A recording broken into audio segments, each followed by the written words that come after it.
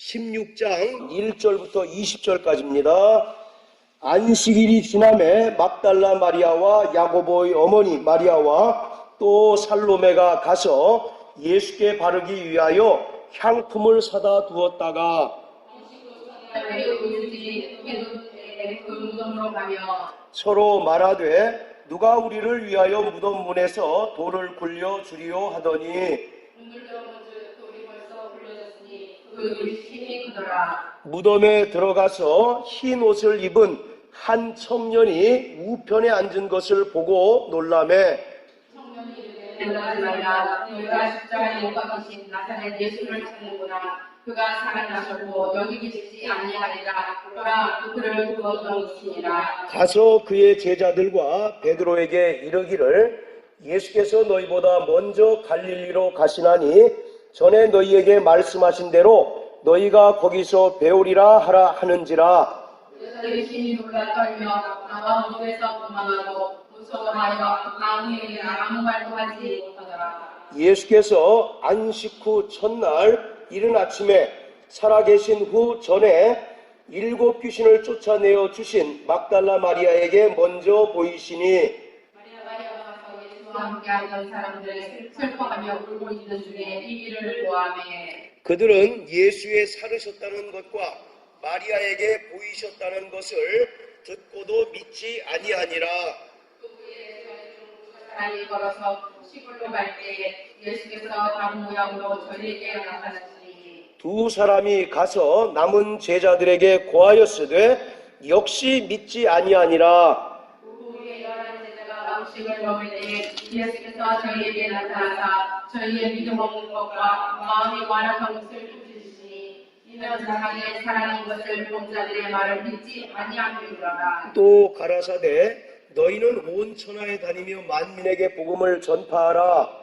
믿고 침례 받는 사람은 구원을 얻을 것이요 믿지 않는 사람은 정죄를 받으리라. 믿는 자들에겐 이러한 표적이 따르리니 곧 저희가 내 이름으로 귀신을 쫓아내며 새 방언을 말하며 뱀을 죽으며 무슨 독을 마실지라도 해를 받지 아니하며 병든 사람에게 손을 얹은 줄 나으리라 하시더라. 주 예수께서 말씀을 마치신 후에 하늘로 올리우사 하나님 우편에 앉으시니라. 제자들과 그 전파할세 주께서 하늘에서 나타나사 그 다른 표적으로 말씀을 확실히 증거하시더라. 아멘. 하나님은 영생이십니다. 그가 하나님의 아들 예수 그리스도를 이 땅에 보내신 것은 인간들이 죄로 말미암아 멸망치 않고 영생을 얻도록 하기 위함인 것입니다. 요한복음 3장 16절에 독생자를 믿음으로 멸망치 않고 영생을 얻게 하려 하십니다 라고 말씀하고 계십니다. 이와 같이 하나님께서 바로 예수 그리스도를 이 땅에 보내주셔서 누구든지 예수를 믿는 자마다 영원히 살게 하시고 또 영원한 생명을 허락해 주셨습니다. 바로 이 영원한 생명이라고 하는 것은 우리가 육신을 벗어버리고 신령한 몸으로 변화를 받은 부활 후에 영원한 하나님의 나라에서 얻게 되는 것입니다. 그래서 우리가 바로 신앙생활의 최종적인 목적이 바로 부활인 것입니다. 그래서 계시록에 보면 첫째 부활에 참여하는 자가 복이 있다라고 성경은 말씀하고 있습니다. 예수 그리스도의 부활은 진리인 것입니다. 바로 우리가 성경을 통해서 하나님의 말씀이 진리다라고 하는 것을 귀에 따갑도록 들었습니다. 그런데 우리가 여기서 분명히 알아야 될 것은 세상에서도 진리란 말을 씁니까? 안 씁니까? 쓰지요. 여러분들 서울대학교 마크에 보면 베리타스 룩스 메아라고 하는 라틴어가 쓰여 있어요. 그게 뭐냐면 베리타스란 말이 진리란 뜻이고요. 룩스란 말은 빛 그런 뜻입니다. 빛. 그리고 메아라고 하는 말은 나의 그런 뜻이에요. 그러니까 베리타스 룩스 메아라고 하는 말은 진리는 나의 빛이다라고 이런 뜻입니다. 그래서 바로 이 대학이라고 하는 것 자체가 바로 진리를 탐구하고 진리를 연구하는 그러한 기관으로 만들어진 것이 바로 대학이죠. 이처럼 세상에서도 진리를 탐구하는 사람들이 있고 또 진리를 갈구하는 사람들이 있습니다. 그런데 성경은 말하기를 오직 하나님의 말씀만이 진리다라고 이렇게 말씀하고 있어요. 그래서 요한복음 17장에 아버지여 저희를 진리로 거룩하게 하옵소서, 아버지의 말씀은 진리입니다 라고 이렇게 얘기하죠. 그리고 또 성령은 바로 진리의 영으로서 우리를 진리 가운데로 인도하신다 라고 말씀하고 있습니다. 자, 이와 같이 바로 하나님의 말씀이 진리요 또 예수의 부활이 진리다라고 하는 것에는 바로 두 가지 것을 반드시 충족해야 합니다. 첫째는 바로 어떤 사건에 대해서 반드시 예언이 먼저 있어야 한다라고 하는 것입니다. 그리고 그 예언에 따른 성취가 있을 때 비로소 그것이 진리가 되는 것입니다. 예수가 이 땅에 오셔서 자의로 말씀하지 않으시고 오직 아버지께서 그에게 이르신 것만을 말씀하셨다라고 성경은 기록하고 있어요. 또 예수가 이 땅에 오셔서 하신 모든 것들은 구약의 허다한 선지자들의 입을 통하여 예언하신 것들을 완전히 다 이루시는 것이 바로 예수의 공생애였습니다. 이와 같이 바로 진리라고 하는 말은 첫째, 예언이 먼저 있어야 하고 또 두 번째는 그 예언에 따른 성취가 있어야 합니다. 그래서 예수가 바로 2000년 전에 유대 땅 베들레헴에서 나실 것이 분명히 예언되어져 있습니다. 그리고 또 예수가 십자가에 달려 죽으실 것이 예언되어져 있고 또 예수가 죽은 자 가운데서 3일 만에 부활하실 것이 이제 구약의 선지자들의 입을 통하여 예언되어져 있어요. 그래서 예수는 그 예언대로 오셨다가 그 예언대로 죽으셨고 또 그 예언대로 바로 3일 만에 부활하셨습니다. 그러므로 하나님의 말씀이 진리요 또 예수의 바로 부활이 진리인 것입니다. 자, 우리 여기 성경 이제 표시해 놓으시고 고린도전서 15장을 다 같이 한번 보십니다. 고린도전서 15장.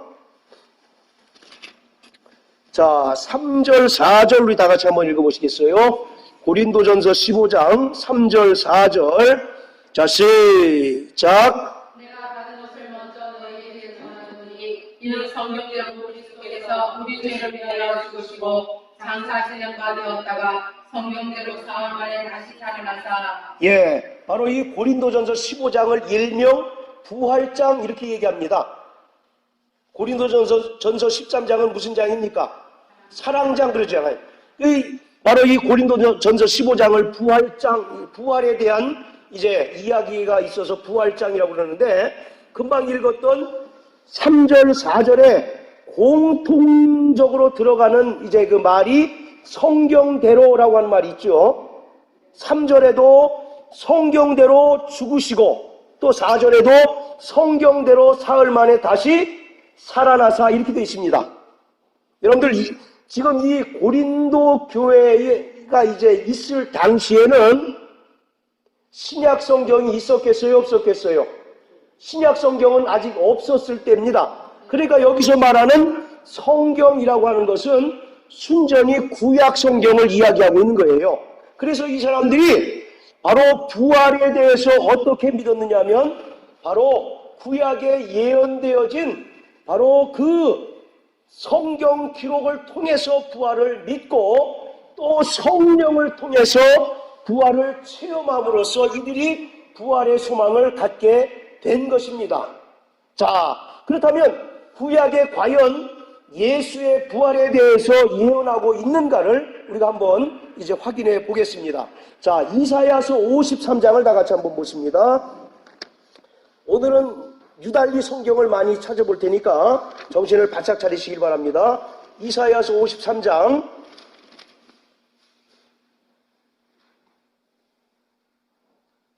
자, 우리 9절 한번 읽어보세요. 이사야서 53장 9절.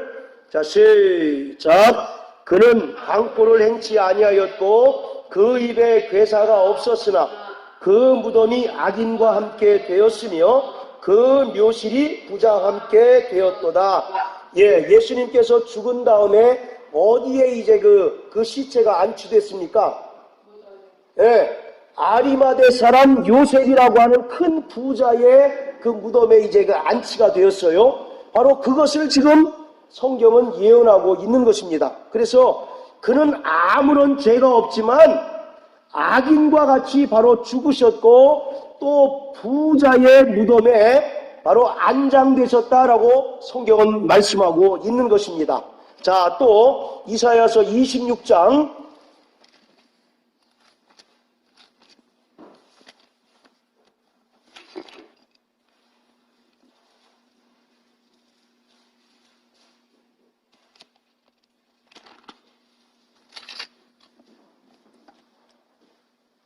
자, 19절입니다. 이사야서 26장 19절.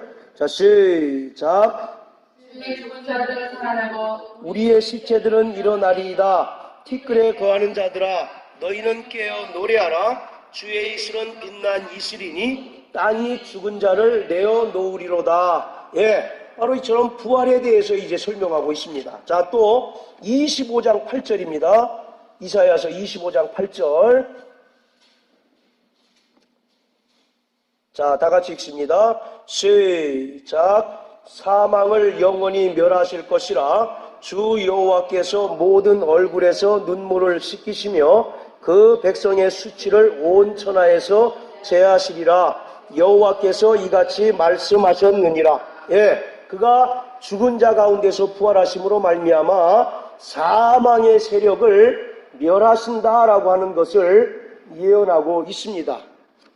바로 우리가 몇 구절만 찾아봤는데 이것 말고도 바로 예수님의 죽음과 부활에 대한 예언이 구약성경에 이제 여러 군데 언급이 되어 있고 예언이 되어 있습니다.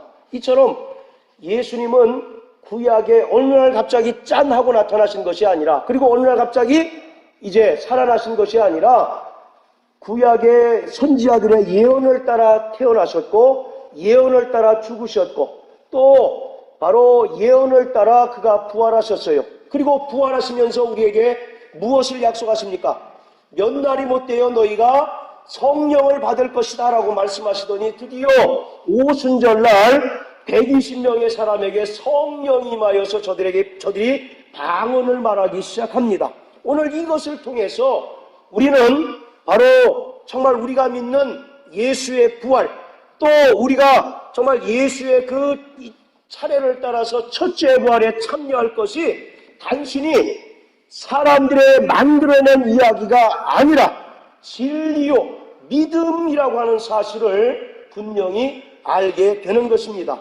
예수는 죄가 없는 분으로서 죄인들을 위하여 대신 십자가에 달려 죽으셨을 뿐만 아니라 죽은 자 가운데서 3일 만에 부활하신 분이십니다. 예수가 부활하셨다라고 하는 것은 그가 우리의 모든 죄를 대속하셨다는 사실에 대한 분명한 증거인 것입니다. 그래서 로마서 10장 9절 10절에 뭐라고 얘기하냐면 바로 우리가 예수를 그리스도로 믿고 또 그가 죽은 자 가운데서 3일 만에 부활하신 것을 마음으로 믿고 입으로 시인하면 무엇을 받는다고요?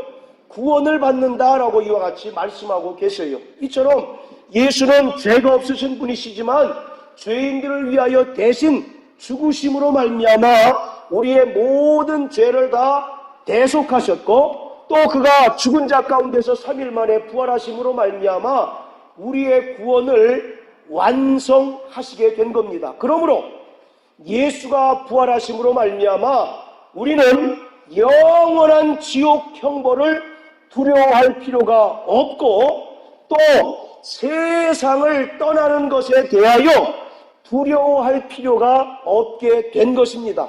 그래서 데살로니가전서 4장 13절에 보면 너희는 바로 죽는 것에 대하여 소망 없는 자와 같이 슬퍼하지 말라고 이와 같이 말씀하고 계세요.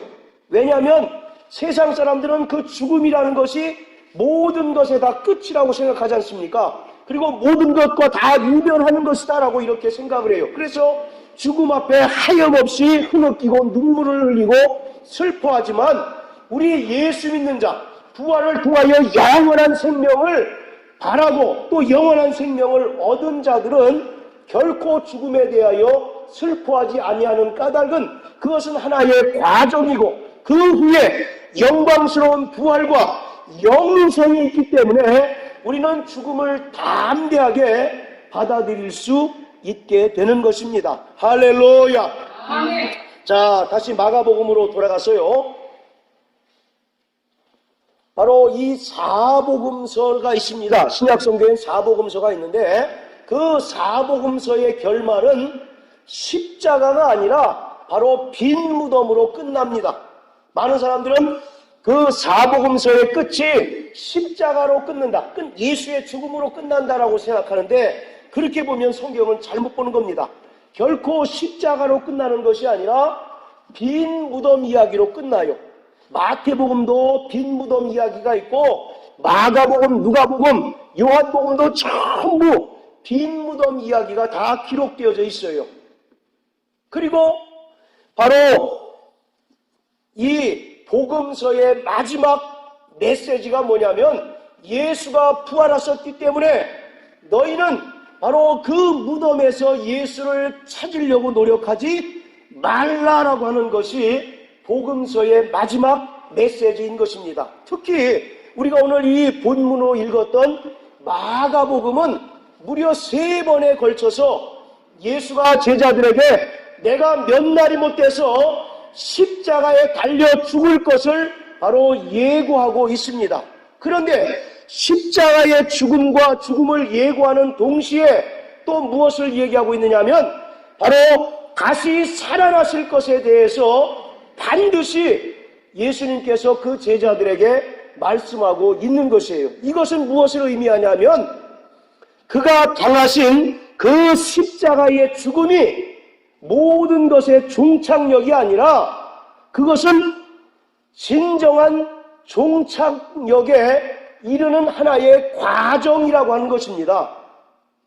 그래서 히브리서 12장 2절에 뭐라고 얘기합니까?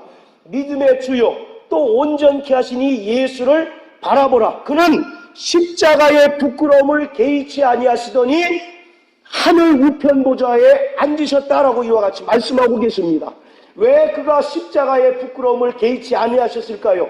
그 십자가의 죽음 이후에 뭐가 있기 때문에 영원한 하늘 보좌에 영광이 있기 때문에 그가 그 부끄러움을 개의치 아니하셨던 것처럼 바로 성경은 또 복음서는 십자가로 끝나는 것이 아니라 바로 부활로 끝나는 것이고 또 그것을 가장 잘 표현하고 있는 것이 바로 이 마가복음인 것입니다. 그래서 이 마가복음의 핵심은 바로 부활입니다.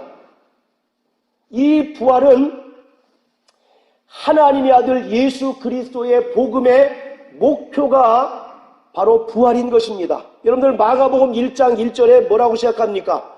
하나님의 아들 예수 그리스도 복음의 시작이다라고 말씀하죠. 그리고 맨 마지막에 16장에 무엇을 이야기하고 있느냐 하면 바로 부활에 대하여 또 빈 무덤 사건에 대하여 이야기하고 있는 것은 결국은 바로 모든 복음, 특히 마가가 쓴 마가복음의 그 목표는 그 죽음에 대하여 얘기하는 것이 아니라 죽음을 극복하고 죽음을 이기신 예수의 부활에 대해서 바로 설명하고 또 예수의 부활에 대해서 오늘 우리에게 가르치고 있는 것입니다.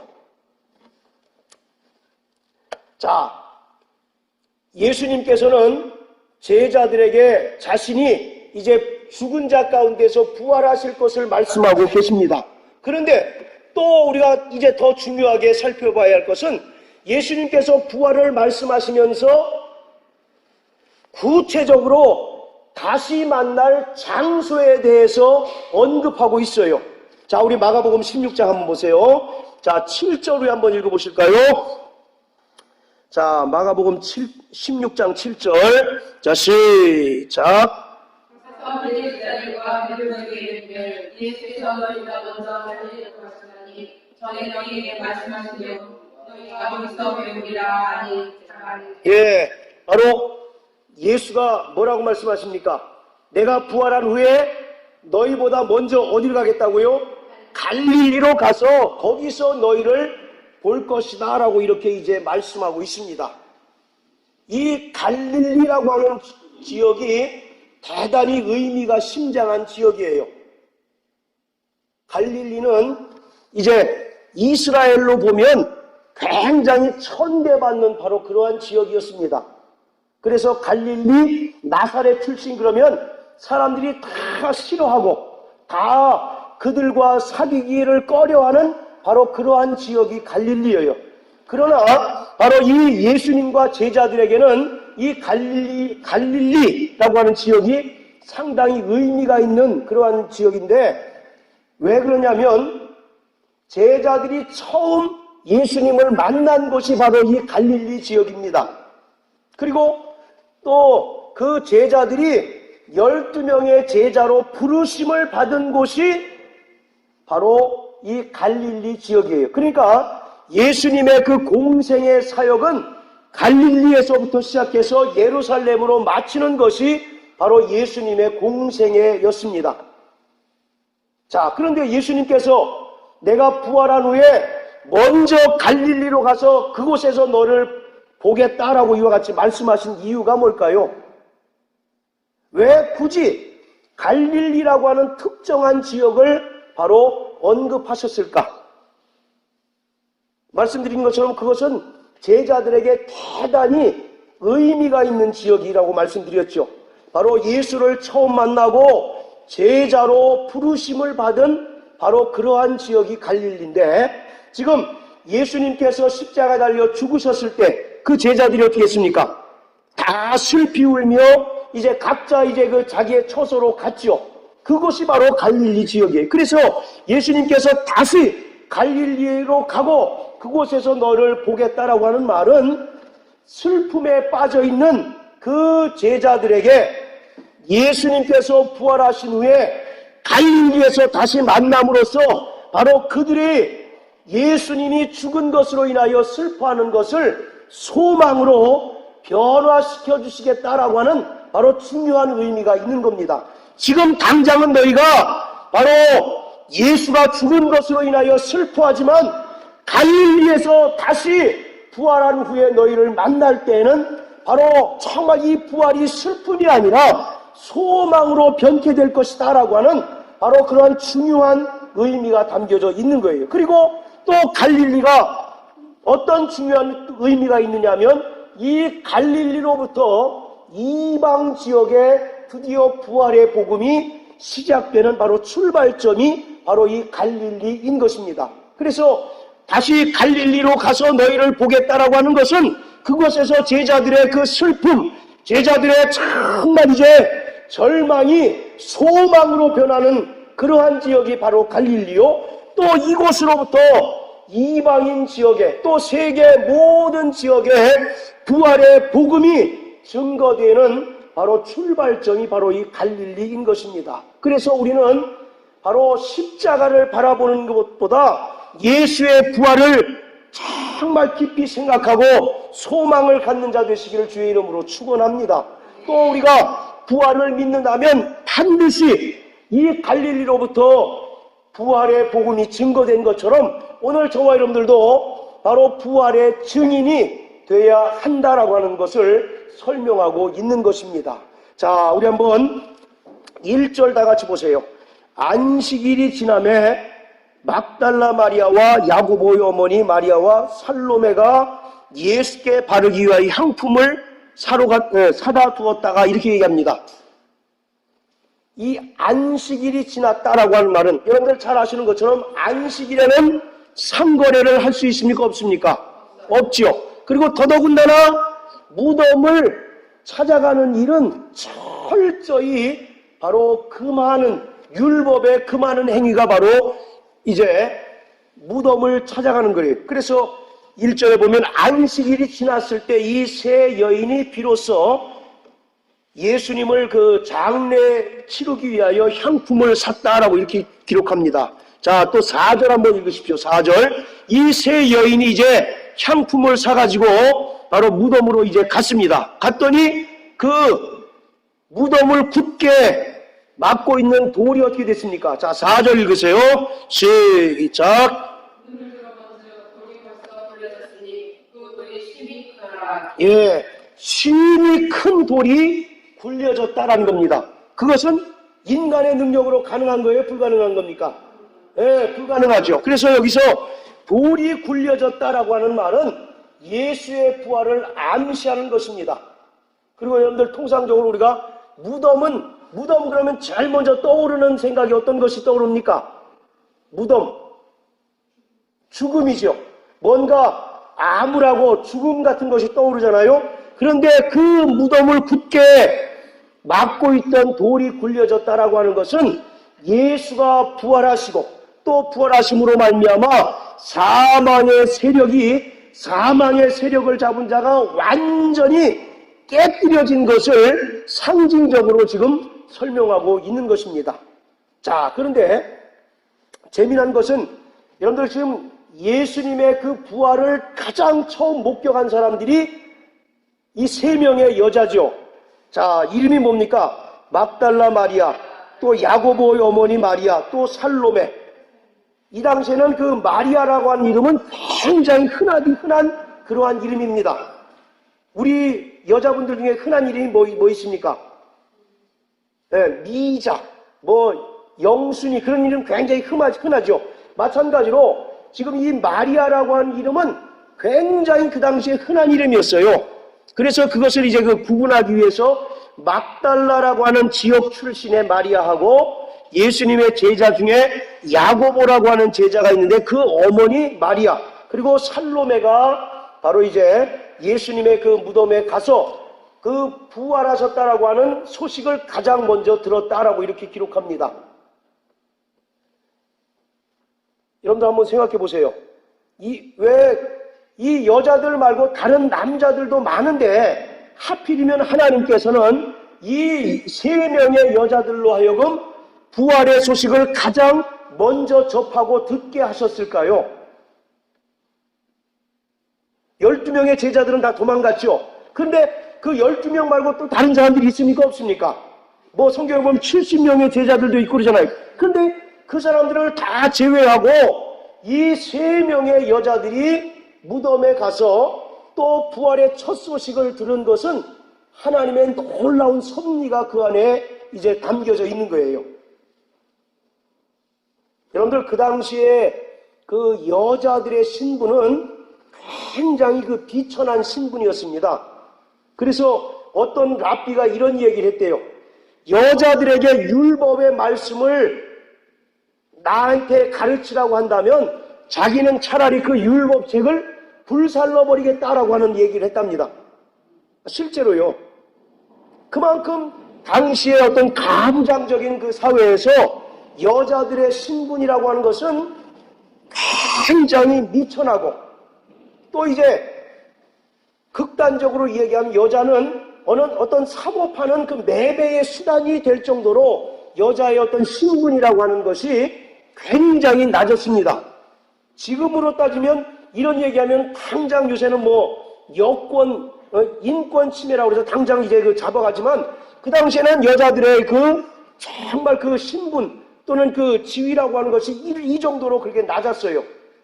그럼에도 불구하고 하나님께서는 이 3명의 여자를 예수가 부활하셨다고 하는 첫 소식을 들은 그런 영광스러운 사람으로 만드신 데는 분명한 이유가 있을 거라고요. 이 3명의 여자들이 부활 소식을 가장 먼저 접했다라고 하는 것이 예수가 부활하셨다라고 하는 그 분명한 증거 중에 하나인 것입니다. 왜 그러냐면 한번 생각해 보세요. 만약에 여러분들이 그 부활 사건이 거짓말이라고 한다면, 허구라고 한다면 여러분들이 성경을 쓰면 어떻게 쓰겠어요? 여자들이 그 부활 소식을 들었다라고 쓰겠습니까? 아니면 뭔가 사회적으로 명망이 있거나 인지도가 높은 사람이 제일 먼저 부활 소식을 들었다라고 쓰겠습니까? 아까 말씀드렸죠. 여자들의 그 증언은요, 전혀 그 가치를 인정받지 못해요. 그래서 아무리 여자가 법정에서 이건 그렇고 저건 그렇습니다라고 얘기한다 할지라도 재판관은 도무지 그 여자들의 그 증언을 인정해주지 않는 그러한 시대에 바로 살고 있었던 겁니다. 그런데 여러분들이 성경을 쓴다면 예를 들어서 뭐 상주시장 정도가 돼야 사람들이 이 사람은 뭔가 사회적으로 믿을 만한 사람이니까 그 진짜 예수님께서 부활하셨다는 사실이 진짜구나 이렇게 이해할 것 아니겠습니까? 그래요 안 그래요? 네. 그런데 하나님은 굳이 가장 낮고 천한 여자들을 통해서 첫 부활 소식을 듣게 하셨던 것은 이 예수의 부활이라고 하는 것이 허구가 아니라 바로 실제 일어난 역사적인 사실이라고 하는 역설적인 그러한 증거라고 하는 겁니다. 자, 무슨 말씀인지 이해하셨습니까? 기왕에 쓸 것 같으면 어떤 훌륭하고 유명한 사람이 내가 예수님의 부활을 봤습니다라고 쓴다면 많은 사람들이 믿어질 것 아니겠습니까? 그런데 왜 하필이면 그 가장 낮고 천한 사람에게 썼을까? 이것은 분명한 역사적인 사실이기 때문에 그렇습니다. 자, 한번 생각해 보세요. 그래요, 안 그래요? 안 그렇습니까? 기왕이면 높은 사람, 좀 인지도가 높은 사람이 부활의 소식을 들었다라고 할지 왜 하필이면 그 낮고 천한 사람들을 불렀을까? 불러서 그 소식을 듣게 했을까? 이것은 바로 예수의 부활이 역설적으로 가장 분명한 사실이기 때문에 그렇다는 겁니다. 자, 우리 10절, 11절 한번 읽으세요. 자, 16장 10절, 11절. 자, 시작. 마리아가 가서 예수와 함께하던 사람에게 슬퍼하며 울고 있는 중에 이유를 구하되 그들은 예수의 살으셨다는 것과 마리에게 보이셨다는 것을 듣고 믿지 않았느니라. 예, 여기도 그러잖아요. 그 여자들이 가서 예수님이 부활하셨습니다라고 말했는데 제자들이 믿었어요, 안 믿었어요? 왜 안 믿었겠습니까? 제자들이 예수의 부활하신다는 얘기를 몰랐기 때문에 안 믿었을까요? 그렇죠. 여자들의 증언에 대해서 전혀 가치를 두지 않는 그러한 시대이기 때문에 제자들도 다분히 당시에 그 유대적인 관습에 얽매여 있기 때문에 설마 그런 일이 더더군다나 저렇게 낮고 천한 여자들이 얘기하는 저 사실에 대해서 우리가 믿을까 보냐라고 하는 그런 생각이 있었던 거예요. 그래서 제자들과 또 특히 베드로가 바로 그 소식을 그 이야기를 믿지 않았다라고 이렇게 이야기하고 있습니다.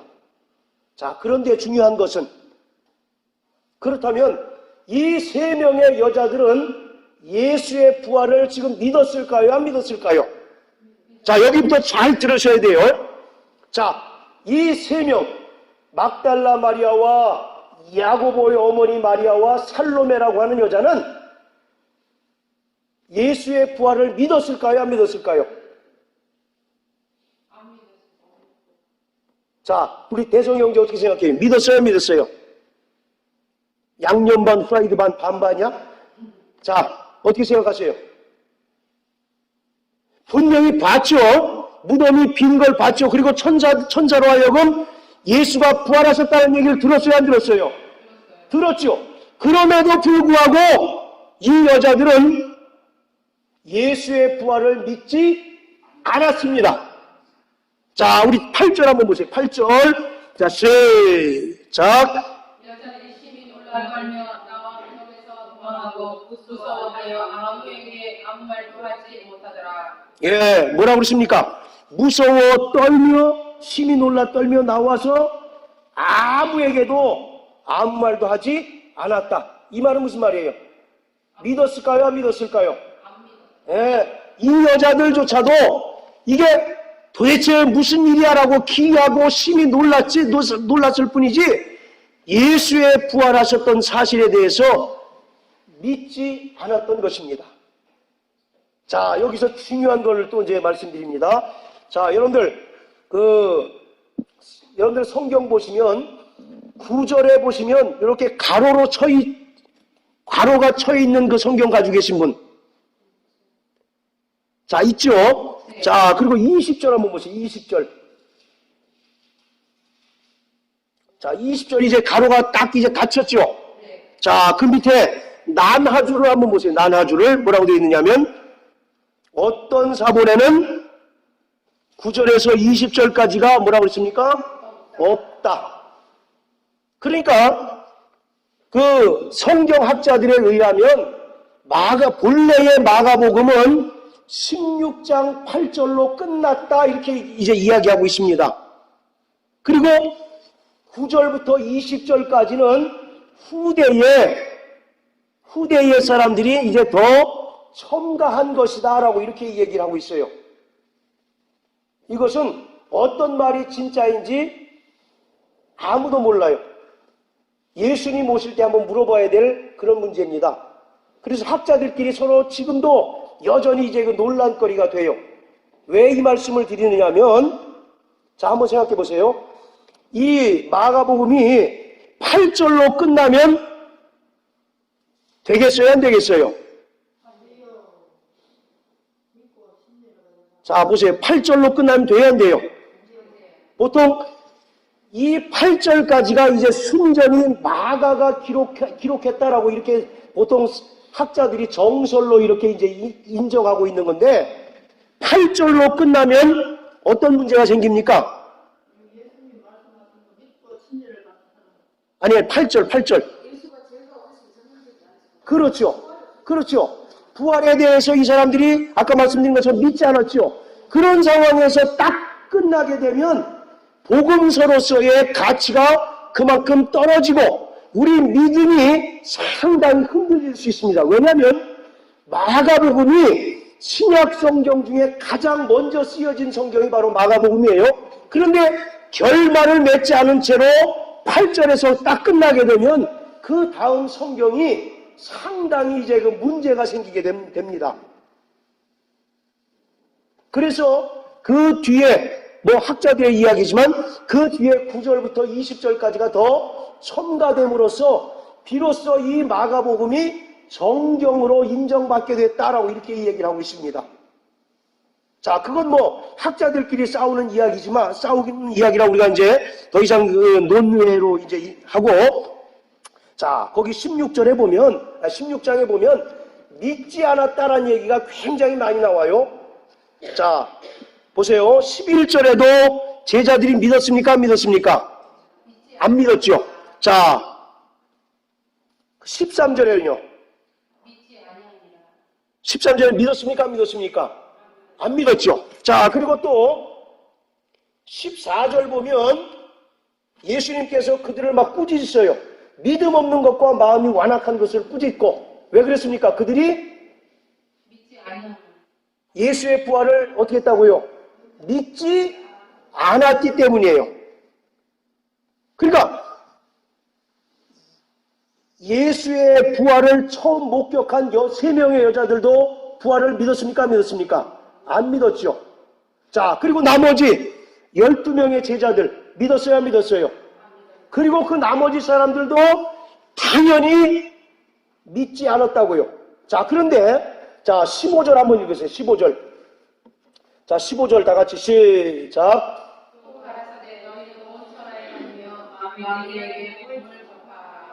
좀 이상하지 않습니까? 그 위에는 믿지 않았다라고 그러는데 15절에는 너희는 온 천하에 다니며 만민에게 복음을 전파하라고 그래요. 흐름이 맞습니까? 안 맞습니까? 여러분들 성경을 읽어보시면서 이런 거 확인해 보셨어요? 안 해보셨어요? 그냥 덮어놓고 읽으셨죠? 예. 한번 생각해 보세요. 여러분들도 믿어야 전파할 수 있잖아요. 그런데 그 위까지는 전부 다 믿지 않았는데 예수님은 너희가 온 천하에 다니며 만민에게 복음을 전파하라 이렇게 얘기합니다. 그러니까 우리가 언뜻 생각하기에 앞뒤에 어떤 그런 그 성경 구절이 흐름이 맞지 않는다라고 이해할 수 있어요.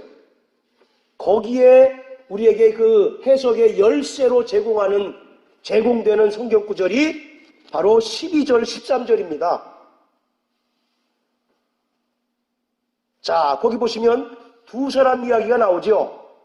12절 보면 두 사람이 어디로 가고 있습니까? 시골로. 어떤 시골입니까? 누가복음 24장에 보면 엠마오죠. 예, 그 사건을 여기 싹 껴놓는 거예요.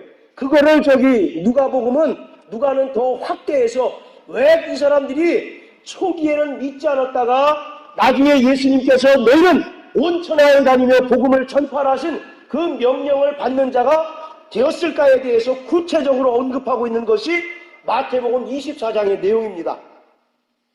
요 마가복음 봐서는 언뜻 이해가 되지 않지만 누가복음 보면 우리가 확실히 알 수가 있어요. 자, 누가복음 24장. 제가 여러분들 성경을 보는 눈을 더 열어드리기 위해서 이제 구체적으로 설명을 드립니다.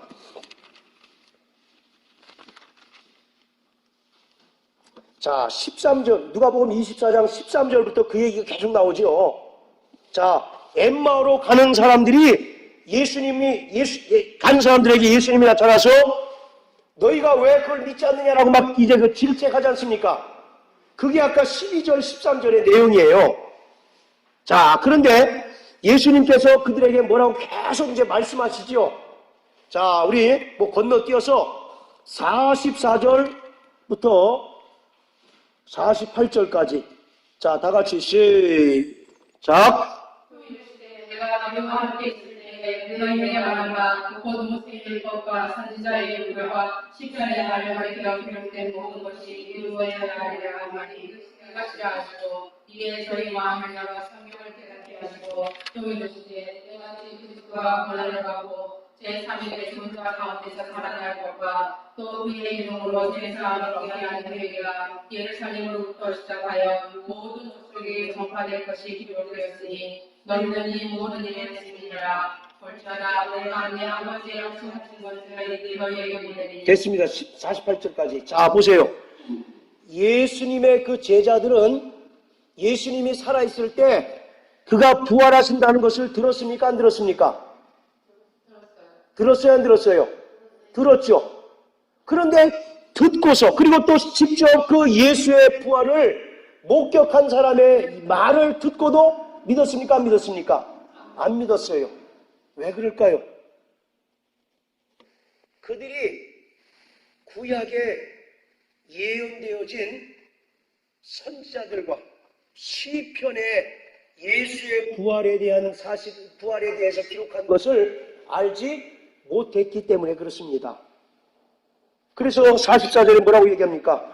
너희와 함께 있을 때 너희에게 말한 바 곧 모세의 율법과 선지자의 글과 시편의 나를 가리켜 기록한 모든 것이 다 이루어져야 하리라 한 말이 이것이라. 즉 이 말은 무슨 말입니까? 예수의 부활은 어느 날 갑자기 우연히 나타난 사건이 아니라 구약의 모세의 율법과 시편과 선지자의 입을 통해서 이미 예언되어졌다라고 하는 거예요. 그래서 오늘 제가 말씀드리려고 하는 것은 오늘 우리는 다른 사람의 전파를, 다른 사람의 소리를 듣고 믿는 자가 아니라 기록된 성경의 말씀을 통해서 신앙생활하고 부활을 믿는 자가 되어야 된다라고 하는 것을 말씀드리고 있는 겁니다. 할렐루야. 그래서 성경은 뭐라고 얘기해요? 45절에 이에 저희 마음을 열어 성경을 깨닫게 하셨다. 그때 비로소 그들이 예수의 부활을 어떻게 했습니까? 믿었던 거예요. 그리고 그들이 담대히 나가서 복음을 증거하고 부활의 증인이 됐다라고 성경은 우리에게 말씀하고 있는 겁니다. 그러므로 오늘 사랑하는 성도 여러분, 우리의 믿음은요 누구의 이야기를 듣고 믿는 것이 아니라 바로 그것이 성경에 기록되어져 있는가를 확인하고 또 그것이 바로 성취된 것을 믿고 성취된 것을 보고 믿는 자 되시길 주의 이름으로 축원합니다. 그리고 우리에게 또 더 중요한 것은 약속하신 대로 성령을 우리에게 부어주심으로 예수의 부활을 체험하는 자가 되어야 합니다. 그래서 우리는 기록된 말씀을 통해서 예수의 부활을 믿고 또 약속하신 성령을 받음으로 말미암아 예수의 부활을 체험할 때 우리의 믿음이 결코 흔들리거나 또는 외부의 어떤 그런 영향이나 고난으로 인하여 어려운 상황에 직면했을 때도 결코 우리의 믿음이 좌초되거나 흔들리지 않는다라는 얘기입니다. 여러분들 세 여자를 보십시오. 그들이 얼마나 예수님께 충성했던 자들입니까? 여러분들 남자가 의리가 있는 것 같아요? 여자가 의리가 있는 것 같습니까? 예, 성경에 보니까 여자가 더 훨씬 더 의리가 있는 것 같아요. 이 세 명의 여자를 보고 많이 반성을 했습니다. 아니 예수님의 제자들은 예수님이 붙들려고 하니까 다 뿔뿔이 흩어지고 도망갔잖아요. 심지어 마가라고 하는 사람은 이제 도망가는데 거추장스럽다고 옷까지 홀랑 벗어가지고 도망갔던 사람이 바로 마가입니다. 그런데 이 세 명의 여자는 예수님께서 죽으실 때, 그리고 또 아리마대 사람 요셉의 무덤에 안장될 때, 그때도 끝까지 추시했던 사람이고, 그리고 결국은 예수님의 그 묻히셨던 무덤에 와서 부활의 첫 소식을 듣는 그런 영광을 누렸던 자입니다. 그리고 그 성경에 보면 이 여자들이 예수님을 따랐고 섬겼다라고 마가복음 15장 41절에 기록하고 있어요. 자, 마가복음 15장 한번 보세요. 자, 거기 보시면 이들은 예수께서 갈릴리에 계실 때에 쫓아 섬기던 자요, 쭉 나오죠. 예, 이 말은 섬겼다라고 한 말은 제자로서 섬겼다라고 하는 그런 뜻입니다. 그냥 예수님 물 필요할 때 물이나 주고 하는 그런 정도의 봉사가 아니라 12명의 제자와 어깨를 견줘도 전혀 손색이 없을 만큼 예수를 따랐던 그러한 사람이었던 거예요. 그런데 당시 사회가 남성 위주의 사회이기 때문에 상대적으로 이들의 어떤 활약상이 비춰지지 않았기 때문에 생소하게 느껴질 뿐이지 이 사람들이 훨씬 더 제자들보다 믿음이 좋았고 어떤 면에서 인간적으로 따지면 의리가 좋았던 사람입니다. 그래서 예수님의 첫 부활 소식을 이들이 듣는 그런 영광도 누렸을 수도 있다는 얘기죠. 그런데 중요한 것은 그 부활하셨다는 소식을 듣고도 이 사람들이 믿었어요? 안 믿었어요? 안 믿었던 것이죠. 구약에 이미 예언되어진 것이 성취된 것을 이들이 까맣게 몰랐든지 아니면 그것을 고의로 모른 척 했던지 이 두 가지 중에 하나였을 거라고요. 그러므로 우리의 신앙생활은 철저히 기록된 말씀에 입각한 그러한 신앙생활이어야 하는 것입니다. 할렐루야.